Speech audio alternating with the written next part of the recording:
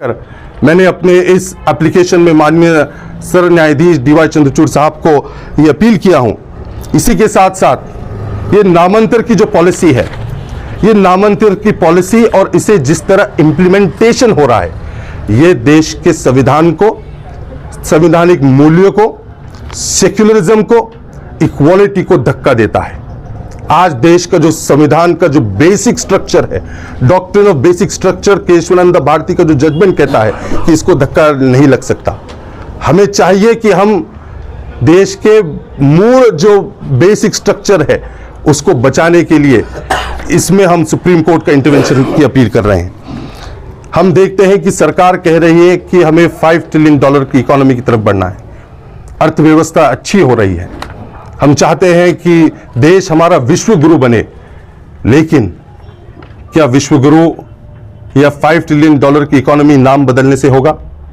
ये सवाल सरकार को और आम जनता में हम सबको अपना मुहासिबा, अपना इंट्रोस्पेक्शन करने की जरूरत है। सबसे पहले तो मैं बैरिस्टर उमर कमाल फारूकी आज आप सभी पत्रकार साथियों का आज की इस प्रेस वार्ता में स्वागत करता हूं और आप सबका आभार व्यक्त करता हूं कि आप लोग यहां पर अपना समय निकालकर इस प्रेस वार्ता में शामिल हुए। जैसा कि हम सब जानते हैं कि देश में, महाराष्ट्र में और शहर में जो परिस्थिति है, खास तौर से नामांतर के इशू को लेकर, जो कि हाल ही में महाराष्ट्र सरकार की ओर से एक रेजोल्यूशन पास हुआ जिसमें शहर औरंगाबाद का, उस्मानाबाद का नाम चेंज किया गया, बदला गया, और इस नामांतर को हम देख रहे हैं कि पूरे शहर में, ज़िले में और राज्य में इसके बारे में एक विविध राय पैदा हो रही है। लोगों में एक असंतोष का माहौल है और साथों साथ लोगों का इस पर अलग अलग राय बन रही हैं। ये हालात जो सब बन रहे थे, हम देखते हैं कि हाई कोर्ट में इस डिसीजन को चैलेंज किया गया। जब डिसीजन चैलेंज किया गया हाई कोर्ट में, हाल ही में जब इस डेट पर जस्टिस गंगापुरवाला के पास जो डिवीजन बेंच है, उनके पास इस पर स्टे की मांग नहीं की गई, लेकिन कोर्ट ने इसे 27 तारीख को आगे बढ़ाकर जो पिटिशंस है उसको अमेंडमेंट करने का ऑर्डर दिया। मैं यहां पर सभी पत्रकार साथियों को इस प्रेस वार्ता के माध्यम से बताना चाहूंगा कि मैंने सुप्रीम कोर्ट के honourable chief justice DY Chandrachud साहब को एक एप्लीकेशन किया हूं। यह एक ऐसा एप्लीकेशन है जो कि ऑनरेबल जस्टिस को मैं कह रहा हूं कि आप सुमोटो एप्लीकेशन के जरिए एक सुमोटो कॉग्निजेंस लीजिए कि न सिर्फ शहर औरंगाबाद का, उस्मानाबाद का, बल्कि पूरे देश में नामांतर की पॉलिसी को रिव्यू करना चाहिए। ये नामांतर की पॉलिसी, ये पॉलिसी के जरिए कम्युनल हार्मनीज, हमारा जो सामाजिक सलोखा है, इसे चैलेंज हो रहा है। सामाजिक जातीय तेड़ निर्माण हो रही है और ये सब जब होता है तो मैं समझता हूं हमारे देश के संविधान के जो सिद्धांत है, मूल सिद्धांत, और जिस संविधान को बाबा साहब अंबेडकर ने हमें दिया कि इक्वालिटी बिफोर लॉ, आर्टिकल 14 को धक्का लगने का काम होता है। आज इस पत्र के माध्यम से, इस एप्लीकेशन के माध्यम से मैंने honourable chief justice DY Chandrachud साहब से अपील किया हूं कि वो इसमें सुमोटो इंटरवेंशन करें और न कि सिर्फ औरंगाबाद और उस्मानाबाद के इशू को लेकर, बल्कि पूरे देश में नेम चेंज, नामांतर पॉलिसी को रिव्यू कर उसकी जो गाइडलाइंस है, उन गाइडलाइंस को फिर से रिकॉल करें और स्ट्रिंजेंट, स्ट्रिक्ट गाइडलाइंस बनाई जाए। मैंने अपने इस एप्लीकेशन में 6 ग्राउंड्स के बेसिस पर मैंने माननीय सर्वोच्च न्यायालय के न्यायाधीश को अपील किया हूं, सर न्यायाधीश जी को, कि आप इसमें इंटरवेंशन, जो सामाजिक सलोखा है देश का, हिंदू, मुस्लिम, दलित, सिख, ईसाई, ये सारे समाज के लोग जो मोहब्बत और प्रेम के साथ आज तक जीते आए हैं, इस सामाजिक सलोखा बचाने के लिए आज चीफ जस्टिस डीवाई चंद्रचूड़ साहब और सुप्रीम कोर्ट अगर इंटरफियर करता है तो मैं समझता हूं कि देश में सामाजिक सलोखा और कॉन्स्टिट्यूशन बच जाएगा। हम देख रहे हैं कि जो हालात हम देख रहे हैं, इन हालात को देखते हुए मैंने एक जो दूसरा मुद्दा इसमें लिया है वो ये है कि लोकल लोगों की जो राय थी इसे कंसिडर नहीं किया गया। यहां पर औरंगाबाद में, उस्मानाबाद में और जहां कहीं भी नामांतर हो रहा है, इसमें जो guidelines ministry of home affairs ने 1953 और जिसे अमेंडमेंट 2005 में किया गया, इन गाइडलाइंस का फॉलो कितना हुआ है, इसी कितनी अमल बजावनी हुई है, ये देखने की आवश्यकता है। क्योंकि हम देखते हैं कि जो 5 guidelines ministry of home affairs की है, मेरा पर्सनल ओपिनियन है, जो लीगल ओपिनियन मेरा बनता है कि ये 5 गाइडलाइंस में से 4 गाइडलाइंस फॉलो नहीं की गई।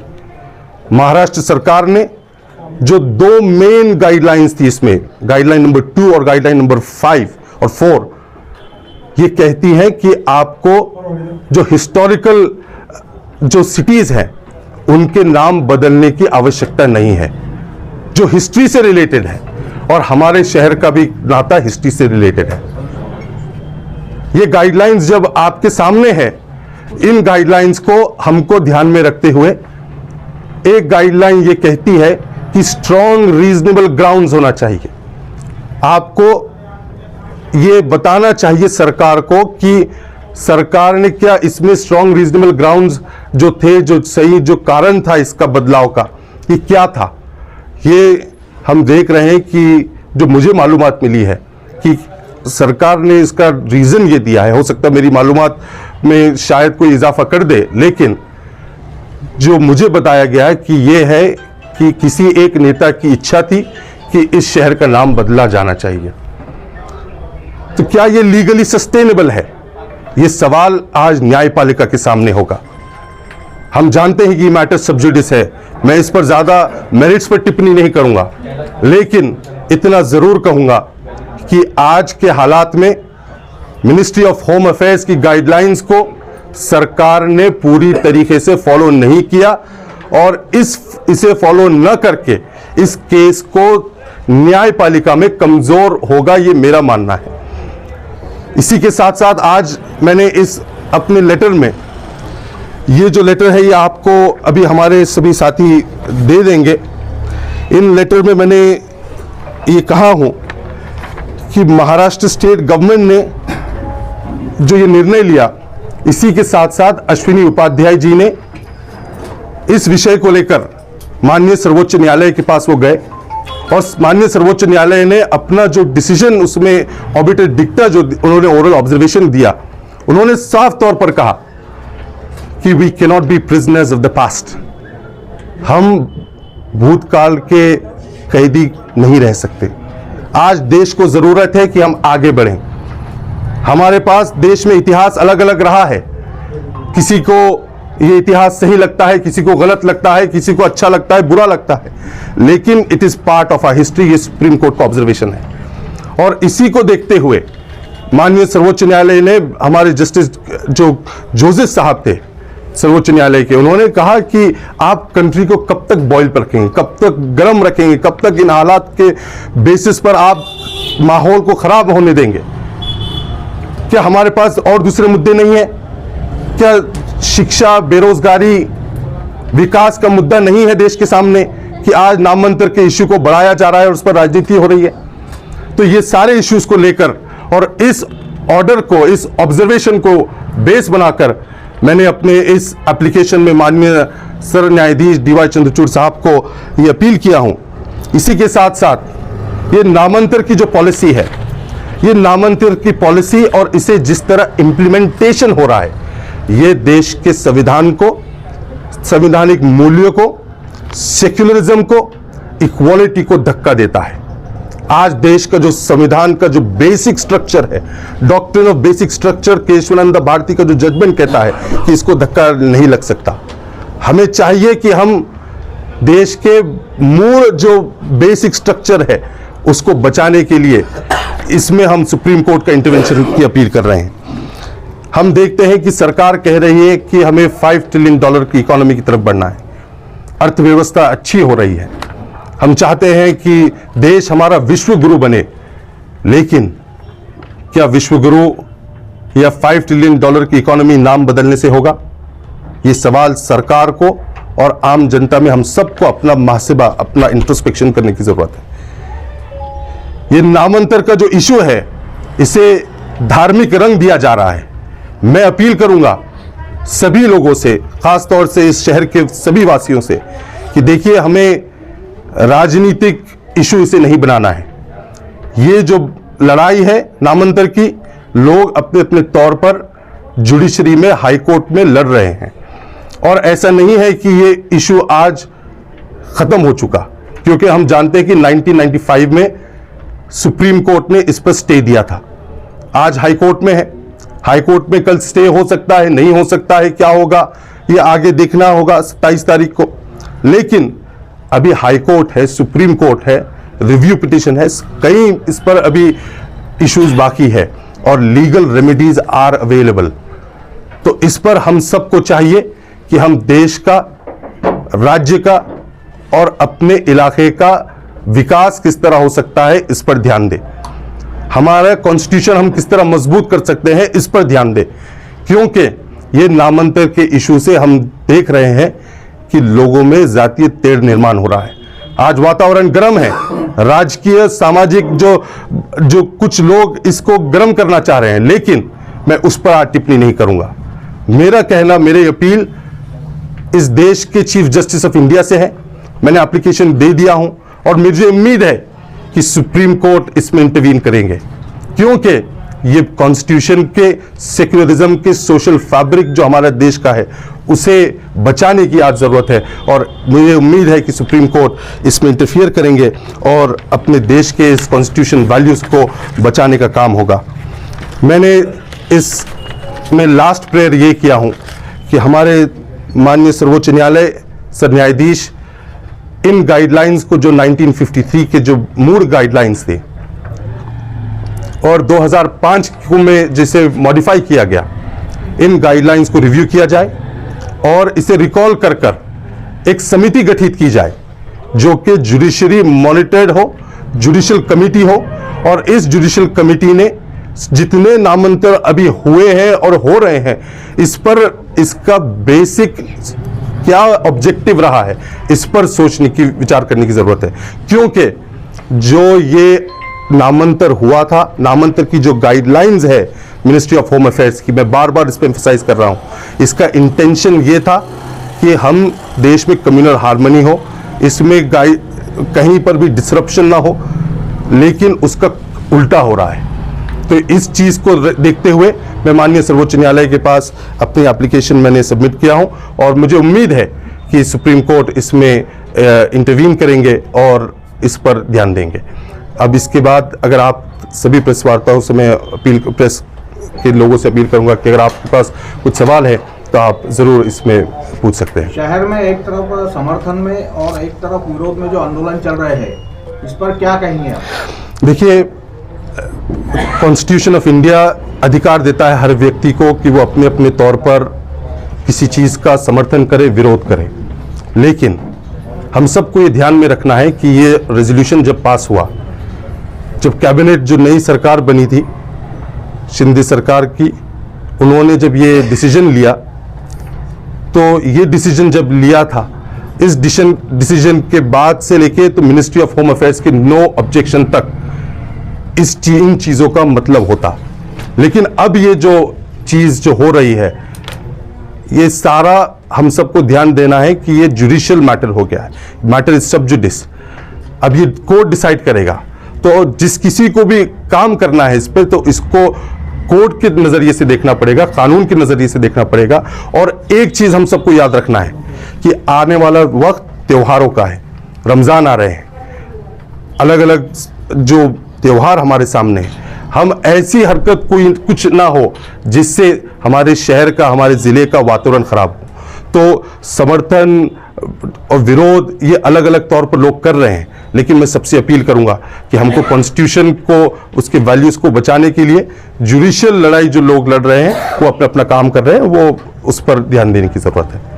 कोर्ट में अभी तक के फैसला, कोर्ट से फैसला आया नहीं है अभी तक, लेकिन सेंट्रल गवर्नमेंट ने जो है तो अपना फैसला सुना दी, मंजूरी दे दी। इनको हक है ये फैसला देने का, और अगर ये ऐसा करते तो क्या कोर्ट इनको फटकार लगा सकती है? देखिए, ये तो क्योंकि ये मैटर सब जुडिस है, इस पे कोर्ट क्या करेगा इस पे मैं नहीं बता सकता, लेकिन ये ज़रूर कहना चाहूँगा कि कोर्ट जो home ministry of home affairs ने जो उनका डिसीजन लिया है वो एक प्रोसेस के थ्रू उन्होंने लिया है, लेकिन ये गाइडलाइंस फॉलो नहीं की गई। जो 5 गाइडलाइंस हैं, वो गाइडलाइंस आपको बताती है कि सरकारों ने, राज्य सरकार ने ये ध्यान रखना चाहिए कि ऐसी कोई शहर, ऐसा कोई गांव, ऐसा कोई तालुका, ऐसी कोई जगह जिसका हिस्ट्री से कोई रिलेशन हो, तो हमें चाहिए कि इसका नाम बदलना ज़रूरी है या नहीं, इसका कोई इस पर मैंडेटरी नहीं है और इसे ज़रूरी नहीं ऐसा बताया गया। और चेंज तब तक मत करिए जब तक रीजनेबल ग्राउंड्स ना हो।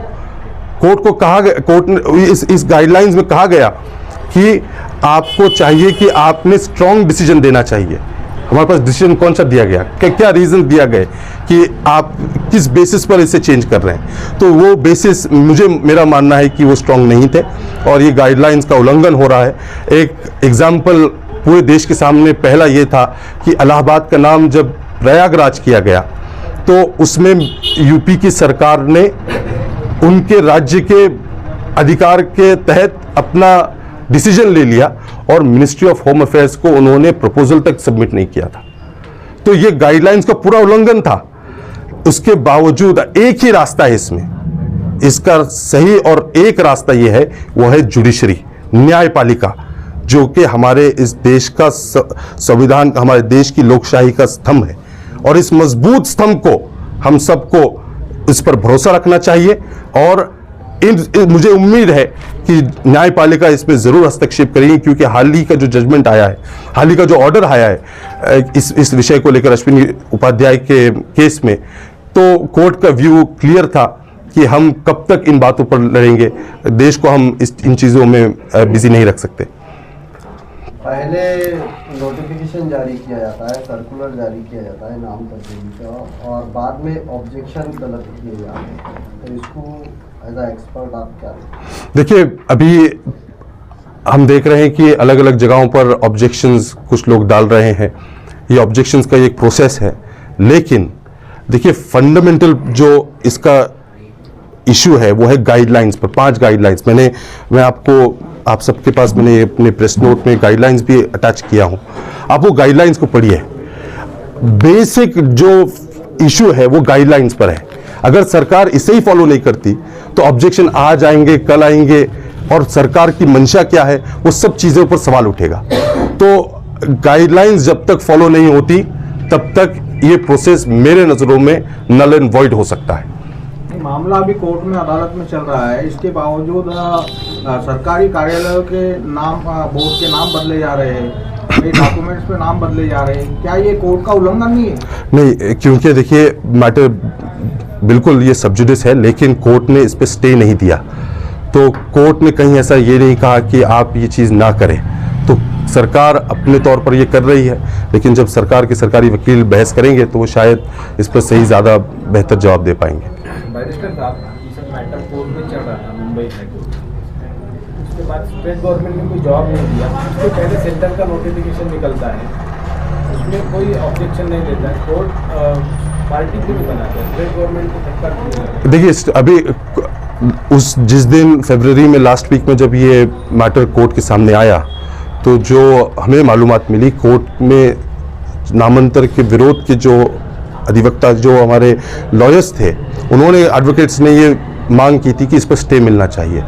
और एडवोकेट प्रज्ञा तड़ेकर और यूसुफ मुचाला साहब ने बहुत अच्छी आर्ग्यूमेंट्स की, और प्रज्ञा तड़ेकर जी ने एक बात कही कि देश को एक रंग में रंग दिया जा रहा है। तो हमें चाहिए कि देश, जब ये हमारा लोकशाही जो हमारी देश बना था, ये एक धर्म एक रंग के नाम पर नहीं बना, ये सारे समाज को, सारे धर्मों को, सारे जाति के लोगों को एक साथ लाने के लिए बना था और कॉन्स्टिट्यूशन भी यही कहता है। तो इसीलिए ये जो पॉलिसी है, अगर पॉलिसी का रीजन कुछ और होता, ये रिलीजियस बेसिस पे जो हो रहा है, ये मेरा मानना है कि ये कॉन्स्टिट्यूशन के विरुद्ध है और इसीलिए इसका जो भी हालात हम देख रहे हैं लीगली इसमें काफ़ी सारी कठिनाइयाँ आएंगी, ऐसा मेरा मानना है। बैरिस्टर साहब, आप जिस पार्टी से ताल्लुक रखते हैं उसी की एक लेडी मिनिस्टर और एमएलए एमपी पहले से ही औरंगाबाद को छत्रपति संभाजी नगर घोषित करते हैं, इसको आप कहां तक देखते हैं? देखिए, आज की प्रेस वार्ता में मैंने अपने बहैसियत बैरिस्टर वकील, मुझे कानून की जो थोड़ी बहुत समझ है और मैंने जो किया हूँ इस पर मैंने आयोजित किया। मैं राजकीय इश्यूज़ पर बात आज नहीं करना चाहूँगा। हर एक को अपना अधिकार है वो क्या कहते हैं क्या नहीं कहते हैं, लेकिन मेरा काम जो था वो मैंने कर दिया। सब अपना अपना काम कर रहे हैं, मैं किसी और के राय पर मैं क्या कहूँगा। लेकिन आप भी तो उसी पार्टी से ताल्लुक रखते हैं ना? नहीं, तो पार्टी से ताल्लुक रखना और लीगल फील्ड में रहना ये दो अलग चीज़ है। आप देखिए कि कई सुप्रीम कोर्ट के लॉयर्स हैं जो कांग्रेस में है लेकिन बीजेपी के लोगों का केस लड़ते हैं, बीजेपी के लॉयर्स हैं जो कांग्रेस का लड़ते हैं। तो ये विषय ये कानूनी बात मैं कर रहा हूँ आप लोग के सामने। पार्टी की बात पार्टी के मंच पर होगी, आज वो विषय नहीं है।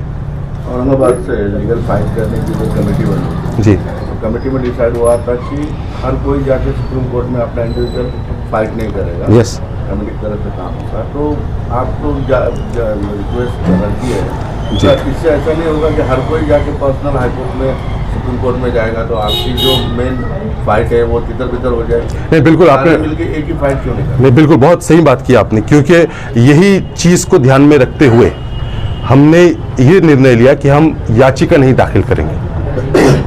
देखिए, article 32 of the Indian constitution supreme court को अधिकार देता है कि वो सुमोटो कॉग्निजेंस ले, और सुमोटो ये एक ऐसा प्रोविजन है, एक ऐसा अधिकार है जो सुप्रीम कोर्ट को, हाई कोर्ट को अंडर आर्टिकल 226 ये है कि वो अपने तौर पर जब उन्हें नोटिफाई होता है, जब उन्हें मालूमात मिलती है तो वो इस पर डिसीजन ले सकते हैं, इस पर रोक लगा सकते हैं, उसको रिव्यू कर सकते हैं। मैंने जो ये पत्र लिखा है, ये पत्र मैंने कोर्ट से अपील किया हूं कि आप एप्लीकेशन के माध्यम से, याचिका के माध्यम से नहीं, मैं ये स्पष्ट कर दूं कि याचिका अलग होती है और ये एप्लीकेशन अलग है। ये सुमोटो एप्लीकेशन मैंने कोर्ट को किया हूं और इस सुमोटो एप्लीकेशन के जरिए मैं कोर्ट को अपील कर रहा हूं कि आप अंडर आर्टिकल 32 नेशनल पॉलिसी को, न सिर्फ औरंगाबाद को लेकिन नेशनल पॉलिसी को रिव्यू करिए, क्योंकि ये आज का विषय नहीं है, आने वाले वक्त में और आगे कुछ और नामांतर होंगे। तो क्या हम देश को इन्हीं चीज़ों में लगाए रखें? क्या युवा यही चीज़ों पर लड़ते रहेगा, सड़कों पर आते रहेगा? क्या हमारे पास अच्छे इश्यूज नहीं बचे? क्या देश की सारी समस्याएं हल हो गई कि आज हम नाम पर आ रहे हैं? तो ये चीज़ को ध्यान में रखते हुए मैंने काम किया। जो इसमें काम कर रहे हैं वो सब अपने अपने तौर पर संगठित होकर काम कर रहे हैं, वो सब काम करें। मैंने जो अपनी राय थी औरंगाबाद की जो नामांतर हुआ है उस पर राय रखा हूं और उसमें बताया हूं मैंने कि गाइडलाइंस का फॉलो नहीं हुआ है। ये सब चीज़ें महाराष्ट्र सरकार ने जो की है ये शायद कोर्ट में टिकना मुश्किल होगा। सर, अभी केस हाईकोर्ट में चालू मुंबई हाईकोर्ट जी, अपने एप्लीकेशन सुप्रीम कोर्ट में किया, तो इसका फायदा क्या हो सकता है? इसकी क्या प्रोसेस होनी चाहिए और क्या हो सकता है? जी, देखिए, हाई कोर्ट में ये मैटर सब जुडिस है। 27 तारीख को इस पर सुनवाई होगी और 27 तारीख को जो इस रेजोल्यूशन को लेकर बात होगी वो होगी।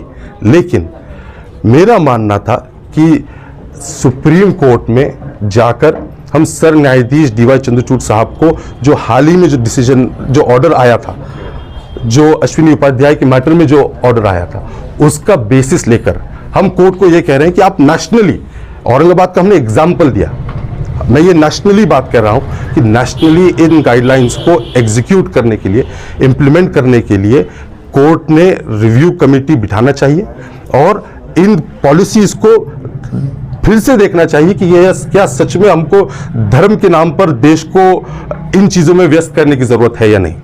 तो ये legally there is a provision और लीगली हम कोई अलग लड़ाई नहीं लड़ रहे, कोई अलग काम नहीं कर रहे, ना ही हम किसी के विरुद्ध में है। और हम सबको ये ध्यान में रखने की आवश्यकता है कि महाराष्ट्र में भी हमने हाल ही में सुना था कि महामानवों का अपमान हुआ। कॉन्स्टिट्यूशनल पोस्ट पे जो लोग बैठे थे उन्होंने अपमान करने का काम किया। आज वो इस महाराष्ट्र में नहीं है, वो चले गए, उनकी छुट्टी हो गई, लेकिन आज भी इस मसले में कोई भी महामानव का हमसे अपमान ना हो, ये ध्यान में रखने की आवश्यकता है, शांतता बरकरार रखने की आवश्यकता है, और द राइटफुल अथॉरिटी नेशनली इस पॉलिसी को रिव्यू करने के लिए माननीय सर्वोच्च न्यायालय है। ठीक है, पहले से बनाई हुई है, तो सेंट्रल गवर्नमेंट इसको दरकिनार क्यों कर रही है? ये तो खुलेआम जो है रूल्स है उसके खिलाफ जा रहे हैं। ठीक है, औरंगाबाद बनेगा नहीं बनेगा, संभाजी नगर बनेगा नहीं बनेगा, ये बाद में डिसीजन होगा। तो हर कोई सिटी का नाम ऐसा बदल सकते हैं लीगल एक्सपर्ट के हिसाब से, कि इसको ओवररूल करने की हिम्मत कैसे हो सकती है? देखिए, यही तो एक आर्टिकल, बहुत अच्छा आर्टिकल आया था, मैं क्योंकि आप सब प्रेस के लोग हैं, मैं किसी एक पोर्टल का नाम नहीं कहूँगा, बहुत क्रेडिबल सोर्स से ये आया था आर्टिकल। उसमें एक लीगल एक्सपर्ट ने बात कही जो कि सीनियर लॉयर है। उन्होंने कहा कि देखिए, ये जो नाम चेंज हो रहा है ये गाइडलाइंस के उल्लंघन के साथ हो रहा है, और इसमें एक ही अथॉरिटी हस्तक्षेप कर सकती है, वो है जुडिशरी। और जुडिशरी ने अगर इस पर स्टे डाल दिया, एक स्टे अगर आ गया, तो देखिए आप पूरी पॉलिसी को रिव्यू में आ जाएगी। तो यही अपील मैं कर रहा हूं कोर्ट से कि सुप्रीम कोर्ट की चीफ जस्टिस डीवाई चंद्रचूड़ साहब बैलेंस रखते हैं कानून का। उन्हें पता है कि कॉन्स्टिट्यूशन का सेक्युलरिज्म क्या है, कॉन्स्टिट्यूशनल वैल्यूज क्या है, सोशल फैब्रिक हमारा देश का क्या है, सामाजिक सलोखा क्या है, ये सब हमारे सब न्यायाधीश, तमाम जो कॉम्पिटेंट जजेस हैं उनको पता है। उन तक जब ये बात जाएगी, मेरा मानना है कि वो जरूर इसमें इंटरफियर करेंगे, और मेरी उम्मीद है, मैं तो अपील कर रहा हूं, मेरी दरखास्त है कि अगर वो करते हैं तो शायद देश में कॉन्स्टिट्यूशन और लोकशाही बचने की बहुत उम्मीद है। सर, आप बैरिस्टर हो जी, जुडिशरी के बारे में रिस्पेक्ट करना आपका काम है, उसका संरक्षण आप करना आपका काम है, लेकिन जुडिशरी भी कितनी प्योर रही है सुप्रीम कोर्ट की, क्योंकि इसके पहले कुछ बड़े बड़े डिसीजन देके कुछ आज राज्यपाल है, पॉलिटिक्स पे कई खासदार है, तो आपकी तो कमाल करना पड़ेगी कि आप भी जुडिशरी पे अभी भी टिके हुए, उन पे मतलब भरोसा आपका। देखिए, आज देश में देश की जनता को अगर किसी व्यवस्था पर भरोसा है, वो है न्यायपालिका। हमने देखा कि जब अभी अश्विनी उपाध्याय के केस में के एम जोसेफ साहब और जस्टिस लेडी के पास जब मैटर गया, तो उन्होंने कहा खुली तौर पर कि द प्लेटफॉर्म इज सेक्युलर, हमारी न्यायपालिका सेक्युलर है, कॉन्स्टिट्यूशन सेक्युलर है, हम किसी धर्म के आधार पर, जाति के आधार पर डिसीजन नहीं लेंगे। वो अलग बात है कि कई जगहों पर लोगों को अलग अलग राय बनती है, लेकिन हम देशवासियों को न्यायपालिका पर पूरा विश्वास रखना चाहिए, नाउम्मीद नहीं होना चाहिए। ठीक है, हालात लोग कुछ कहते हैं, रूल ऑफ लॉ बाकी है, और क्योंकि रूल ऑफ लॉ को प्रोटेक्ट करने का काम न्यायपालिका का है, हम सब उसी पर भरोसा रखते हैं और उम्मीद करते हैं। सवाल मेरी ओर से जी, सुप्रीम कोर्ट ने जो उपाध्याय के डिसीजन में बोला, ये बहुत ही मतलब उसकी सराहना की जा रही है, लेकिन वो डिसीजन का अभी जो हाई कोर्ट में मुंबई की केस चल रही है, ये जज को मालूम है कि ये सुप्रीम कोर्ट में ये कहा गया है, तो वो उनकी नज़र में लाने के लिए आपको क्या करना पड़ेगा? क्योंकि अगर से सुप्रीम कोर्ट ने बोला, अगर वो मान के अगर हाई कोर्ट ने डिसीजन दिया, तो हम ये सोच सकते हैं कि सारी जुडिशरी हमारी एक है। जी, तो क्या मतलब उसका इफेक्ट हो सकता है ये केस? देखिए, अब ये प्रिंसिपल जज जस्टिस गंगापुरवाला साहब और उनके साथ डिवीजन बेंच पे जो ब्रदर जो जस्टिस होंगे, उनके साथ जो हमारे न्यायाधीश होंगे, वो इस पर ज़्यादा बेहतर टिप्पणी करेंगे। लेकिन लीगली ये होता है कि सुप्रीम कोर्ट जब कोई डिसीजन लेता है, वो कानून बनता है। That is whatever supreme court states is becomes law. तो सुप्रीम कोर्ट का बनाया हुआ, बोला हुआ चीज कानून होगा। हाई कोर्ट इसको किस तरह इंटरप्रेट करता है, वो हल अभी हम आगे देखेंगे।